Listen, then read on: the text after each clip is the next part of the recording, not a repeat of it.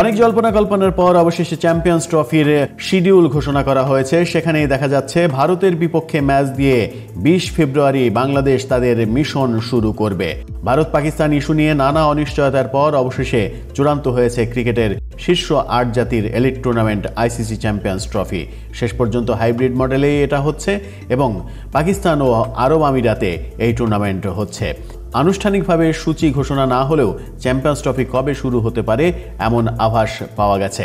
Pakistan cricket বোর্ডের একটি সূত্র বলছে 19 ফেব্রুয়ারি শুরু হয়ে 9 মার্চ পর্যন্ত চলবে চ্যাম্পিয়ন্স ট্রফির আসর। সূত্রটি জানাচ্ছে নিউজিল্যান্ডের বিপক্ষে স্বাগতিক পাকিস্তানের ম্যাচ দিয়ে এবারে চ্যাম্পিয়ন্স ট্রফির পর্দা উঠবে। আর ক্রিকেট ভক্তদের কাঙ্ক্ষিত ভারত পাকিস্তান ম্যাচ অনুষ্ঠিত হবে 27 ফেব্রুয়ারি, সেটা সংযুক্ত আরব আমিরাতে অনুষ্ঠিত হবে। সূত্রের তথ্য মতে উদ্বোধনের পরদিনই টুর্নামেন্টে বাংলাদেশের অভিযান শুরু হবে। আগামী 20 ফেব্রুয়ারি ভারতের বিপক্ষে নিজেদের প্রথম ম্যাচ খেলবে টাইগাররা, সেটিও সংযুক্ত আরব আমিরাতে অনুষ্ঠিত হবে। পাকিস্তানে অনুষ্ঠিত ম্যাচগুলো হবে করাচি, লাহোর এবং রাওয়ালপিন্ডির স্টেডিয়ামে। আর রাজনৈতিক কারণে পাকিস্তান যেতে অস্বীকার করায় ভারতের ম্যাচগুলো অনুষ্ঠিত হবে দুবাইয়ে। এছাড়া টুর্নামেন্টের দুটি সেমিফাইনাল হবে 4 এবং 5 মার্চ।